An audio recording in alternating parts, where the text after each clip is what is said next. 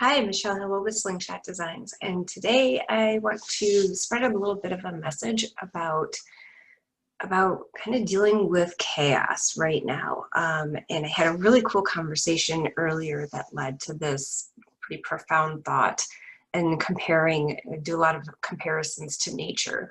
And one that really struck me and struck a chord with me is in terms of thinking about chaos like a hornet's nest. Um, a lot of times when we think of chaos and the swarming feeling, we can draw these visualizations of a hornet's nest, and it makes a lot of sense. But if you ever stop and step back and take a look at what's actually happening when when a hornet's nest appears chaotic, is it really? Is it really chaotic? And the answer is no. Each one of those workers has a job to do, and they are doing it. And so it's actually a highly engineered and orchestrated production where an entire tribe is going to battle or to war to conquer a problem or a threat. So I want you to think about that maybe next time you have this feeling like your life is really chaotic and there's all these moving pieces. Is it really chaotic? Or is it just not making sense how it all connects yet? And in my experience, it's generally the second, right? It's generally a situation where my brain may be busy doing all of these different things and at once, and it feels chaotic and it feels disconnected. And at that moment, I have to take a minute and stop and elevate above the situation, take a look at what's really happening, and start to see, no, maybe this piece is moving exactly where it should be moving. But if I don't have that vantage point and that view and that vision, then my perspective is skewed, and then it's very quickly feels like chaos. So I want you to stop and think for a second, no matter who you are and what your challenge is right now. There's a lot of obstacles in front of a lot of people right now. If you're a job seeker or you're a business owner or a manager at a company, whatever your situation is, maybe it's just at home. I mean, heck, in our home, we run two businesses and have two people homeschooling or virtual schooling. So we certainly have our hands full here. And it can oftentimes feel very chaotic. But to go back to the basics and really take that higher level approach and see what's happening, it isn't chaotic. What it is highly orchestrated change management, right? So maybe redefine your own perception on how you're viewing what's happening in your life right now. And stop and think about it. How much of it is organized and how much of it is truly action without a purpose. If it is action without a purpose, then step it up and maybe reassess value, what it means to be value added. I have a whole video that covers this where I talk about it being three main components, and value is something being value added means that it must change the product, part, or process in some way. Customer must be willing to pay for it, and it must be done right the first time. So take a look at what your actions are throughout the day. Are they value added? And if they are, then don't be so quick to judge yourself as to your own chaos, because a lot of times what feels chaotic is really just uncomfortable motion towards a new goal or a new purpose that's unfamiliar and uncharted territory for us. So certainly do a pulse check with yourself. Are your actions seeking to get you closer to your goals? And if they are, then cut yourself a break, man. I mean, things are hard out there for a lot of people. So just, give yourself a break, the permission to take a mental break, take a deep breath, reassess your situation. Are you headed in the right direction? And if you are, then just keep going, right? There's certainly ways that you can improve on the process and the time that it takes to get from where you are now to where you're looking to go, right? I reconcile this internally every single day. Am I doing what I need to be doing today to put money in my pocket, right? I mean, that's business 101. Am I doing what I need to be doing to generate revenue, to generate income, and have a healthy, thriving business? And if the answer to that is no, or when the answer to that is no, then I know that I need to do is I need to step back and take a look at my priorities. And money is not always at the top of my priority list, but there's times that it needs to be. And I need to be very realistic with myself about that. I am somebody who enjoys helping others. I live to serve and help others kind of find their goals, find their dreams, their purpose and their passion, and to make it happen, right? That's what I do. So I can get very carried away in that. But it always has to come down to the health of the business. Money is impact. That's some advice I received here fairly recently as I kind of go through the journey of reevaluating my relationship with money in particular. That was pretty powerful insight that I was given, and I appreciate that for what it was worth, right? So I'm sharing that here with you in hopes that maybe that resonates and strikes a chord with you. So make sure that you're doing what you need to be doing today that's going to put money in your pocket tomorrow. And make sure that you're building a team.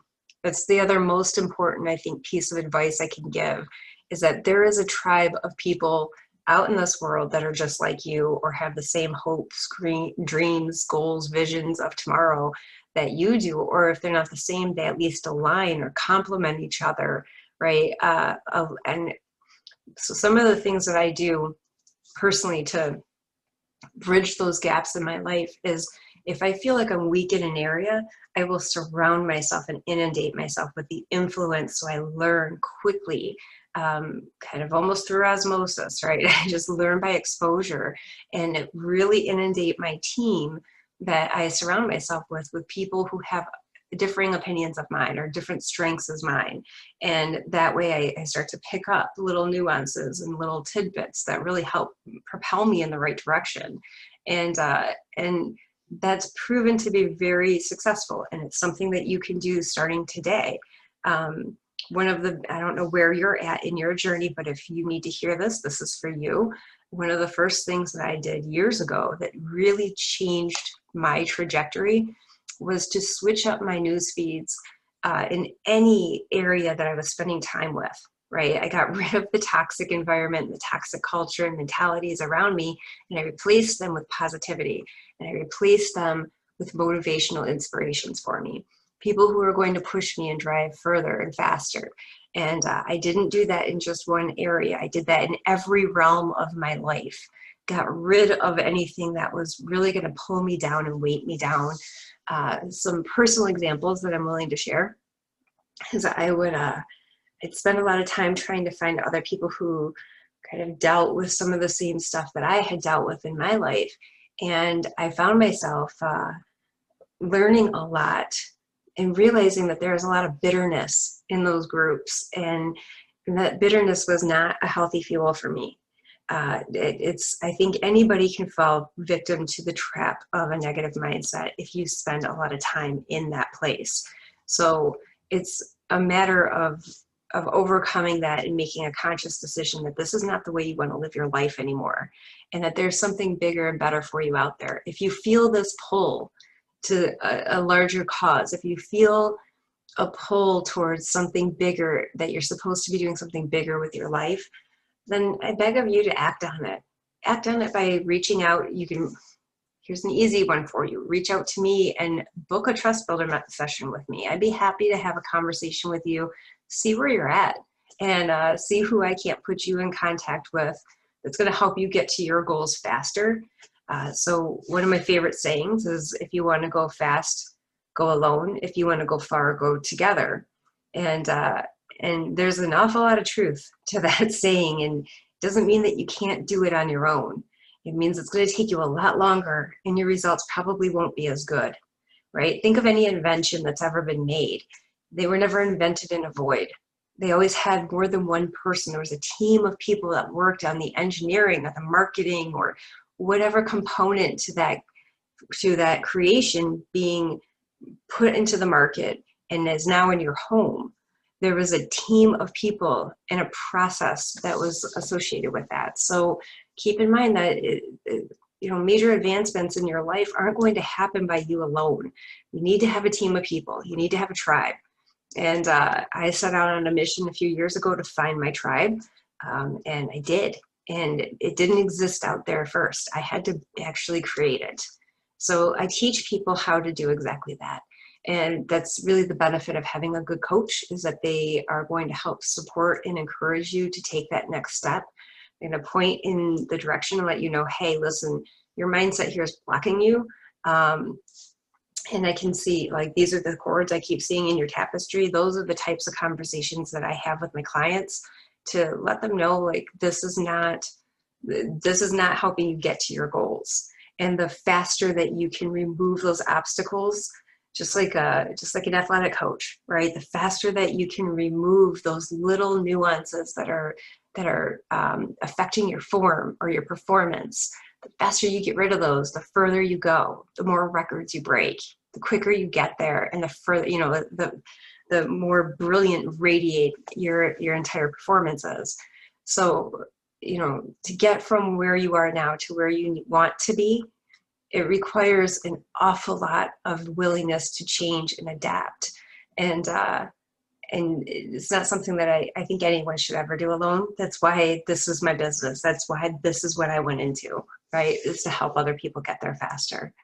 So I guess the other thing I wanted to talk about is perfection, I guess, and kind of getting rid of the word perfection. So I certainly practice grace and not perfection. I have kind of grown up in the world of making videos here in the last 6 months or so, and done so very publicly. So if you wonder where I started, you can go ahead and take a look at some of my earlier content and go, okay, yeah, she's really worked on this. I wasn't born to make videos, right? It took me some time and an awful lot of practice to find a message within myself that was strong enough and relevant enough to share with the world publicly. And then it took an awful lot more practice for me to get comfortable doing that with a camera on. And it's still not perfect, right? I still have multiple takes sometimes before I publish a video. And I have hundreds of videos I never published. So I just encourage you to try and start somewhere. I've never had anybody, not to say that I won't, but never had anybody come to me and say, what are you doing? Like, that voice in my head was unfounded. And I've had a lot of people say, make a comment like, oh, that's brave. It is brave. It is brave, because it's not beautiful, and certainly not in the beginning. And it does take practice, and it does take a willingness to fail publicly, right? So one of my favorite quotes is Joaquin Phoenix, and he said in an interview with Anderson Cooper, he said, there is something liberating about public humiliation. And I love that quote because it resonates with me and it makes sense. Once you fail publicly and you get up and dust yourself off and go, yeah, I can do better, then what is there left to lose? I think it's just a matter of getting that hesitation out of our system and realizing that life does go on after you drop the ball, right? Like, life still continues forward and it doesn't change your trajectory at all. So there is something very liberating about public humiliation. Not that I say go out and humiliate yourself on purpose, but I do say break some boundaries, right? Break some barriers to your success and do things that you never thought you could do. And you'll find a lot of comfort and confidence in knowing that you can make that happen for yourself. My favorite part of my job is making that happen for others, right? So in order to do it, in order to get here, I had to be able to fail myself and recover from that. So fantastic, I have. So, but the story that I wanted to connect to that is we were building a deck in here recently.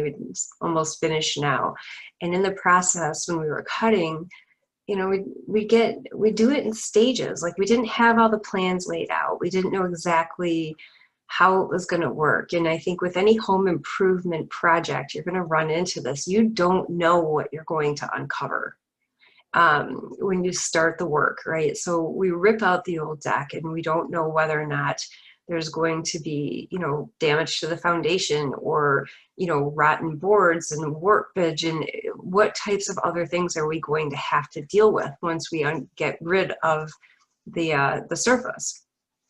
And as we did, we found a lot that needed to be repaired. We found a lot that needed to be improved upon.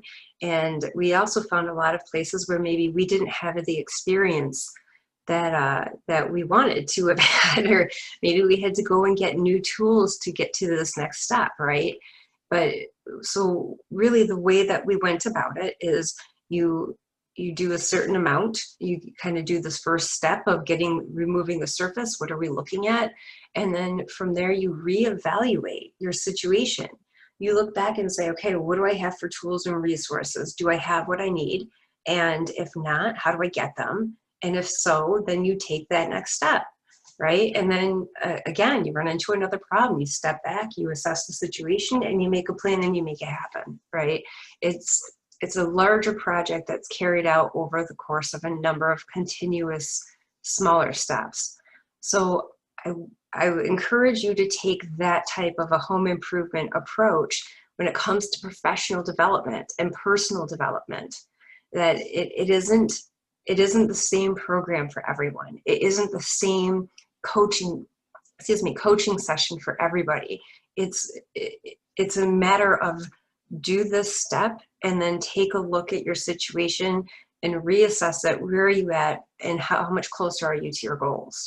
It's the same concept. It's a series of those small improvement activities that ultimately, all together, kind of like that hornet's nest, they lead to a larger scale production, right? And before you know it, you have a well-oiled, smooth operating system, and you are able then to get to where you're trying to go significantly faster than going alone. So I guess my lesson for today is really to focus on your value, what you're doing, where you're at. Give yourself some credit.